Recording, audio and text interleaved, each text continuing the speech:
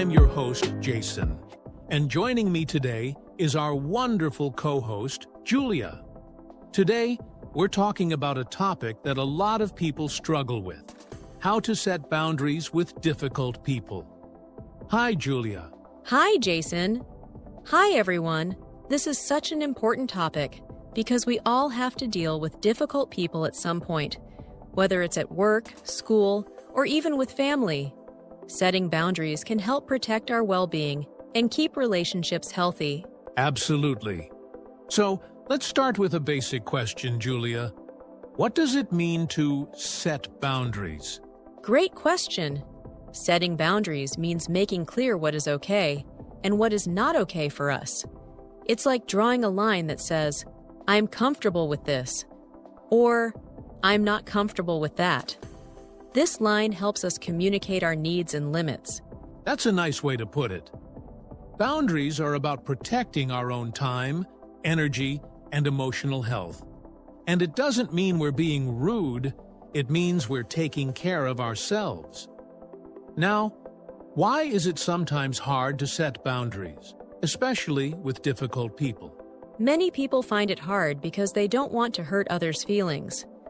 Some people feel guilty or worry that the other person will get angry.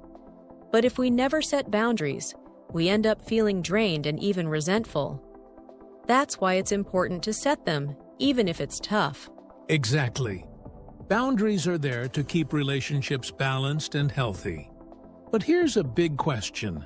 How do you set boundaries with someone who doesn't respect them? Good question, Jason. The first step is to be clear and direct. For example, if someone is being critical or negative, you can say, "I appreciate your opinion, but I don't feel comfortable when you criticize me." Being calm and honest often helps the other person understand. I like that approach. Clear communication is key. So, let's talk about some common areas where people need to set boundaries, like with time, emotions, or personal space. Sure. Time boundaries are really important. If someone always expects you to be available, you might say, "I'm happy to help, but I need time for myself as well." Or you can say, "I can't meet right now, but I'm available tomorrow." Yes, exactly. And emotional boundaries are also a big one. Some people may try to share too much negativity or put all their problems on us. In those cases, you might say, "I care about you, but I need some space to focus on my own mental health too." Right. Personal space is another important boundary. For example, if a friend or family member wants to enter your room or look at your phone without asking, you could gently say, "Please ask me before you come in." Or, "I'd prefer if you didn't look through my things." That's very true, Julia. Now, what if the other person doesn't respect these boundaries, even after we communicate them? If someone continues to ignore your boundaries, you may need to take further steps. Sometimes, limiting your time with that person can help. You might also choose not to share certain personal information with them. Yes, distance can be a form of boundary too. It's okay to protect yourself. And for those who feel guilty setting boundaries, remember that it's not selfish to take care of yourself. It's actually a form of self-respect. Absolutely. And I think it's important to remind our listeners that it takes practice to get comfortable with setting boundaries. At first, it might feel uncomfortable, but over time, it becomes easier. Right. And it's okay to start small. Set one boundary at a time and see how it feels. You don't have to do everything at once. And remember, boundaries can also strengthen relationships. When we're clear about our limits, it actually helps the other person understand us better. It leads to healthier communication. Exactly. Well, we've covered a lot today about setting boundaries with difficult people. I hope this helps our listeners feel more confident in protecting their own time, energy, and emotional health. Me too, Jason. Setting boundaries is one of the best ways we can take care of ourselves, and it's worth the effort. Thanks, Julia, and thank you to everyone listening today. Remember, you deserve to have healthy relationships where you feel respected. Don't be afraid to set boundaries when you need to. Well said, Jason. And to everyone out there, keep practicing. Setting boundaries is a journey, but it's an important one. So, before we wrap up, let's talk about how to handle some common responses from difficult people when we set boundaries. Julia, have you ever set a boundary and the other person got upset? Oh, yes. And that's a reaction a lot of people fear. When we set boundaries, sometimes others don't like it. They might feel rejected or even get defensive. But remember, their reaction is not your responsibility.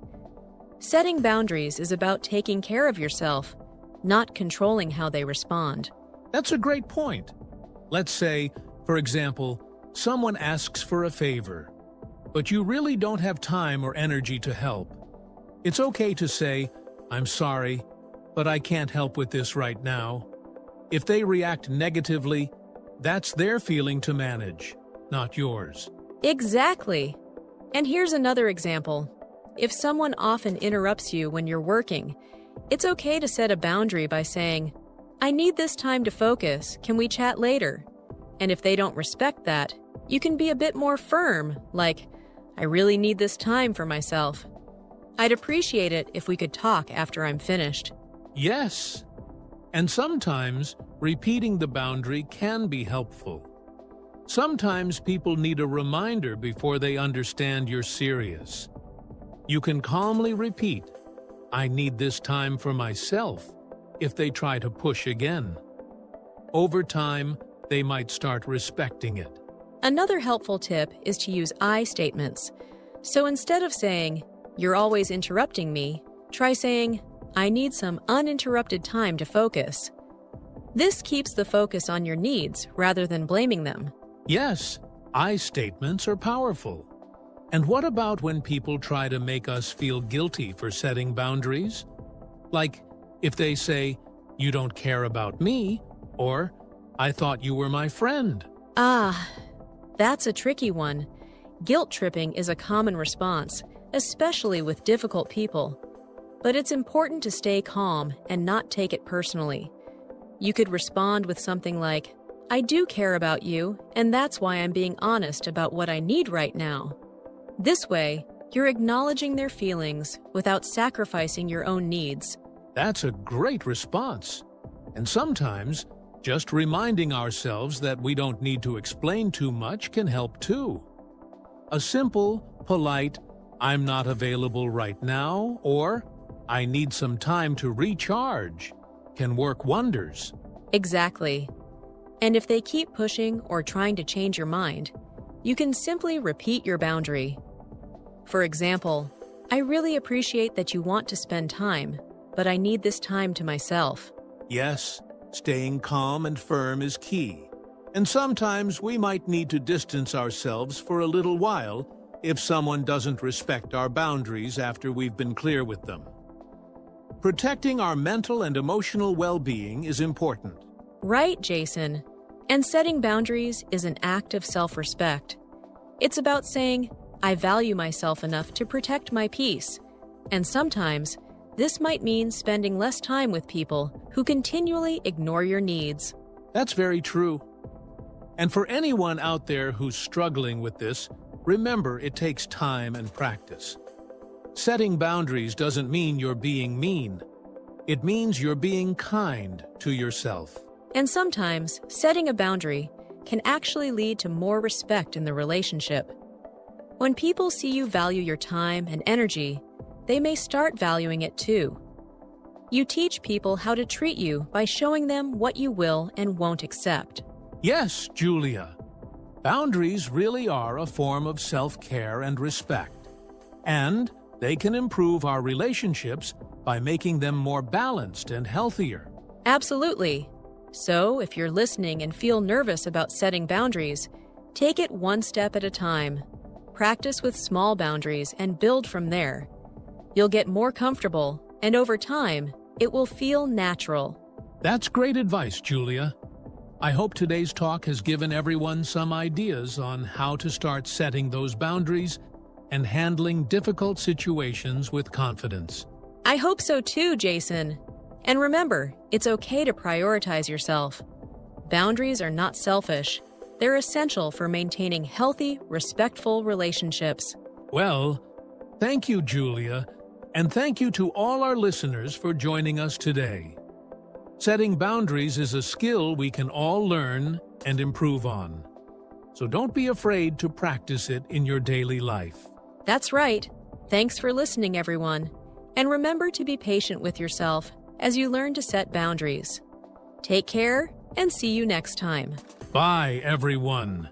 And don't forget to subscribe, like, and share this podcast if you found it helpful. We'll see you in the next episode of Personal Growth Talks podcast. Your essay has potential, but there are some issues. Issues?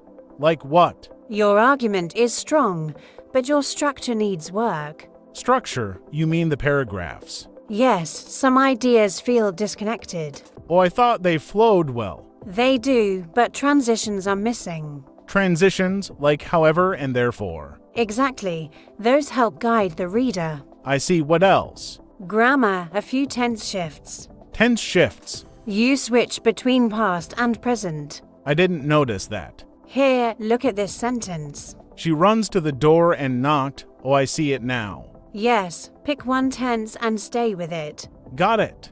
What about my introduction? It could be stronger. How? Right now, it's too general. Should I start with a quote? A quote can work, but be careful. Why? It needs to be relevant and not overused.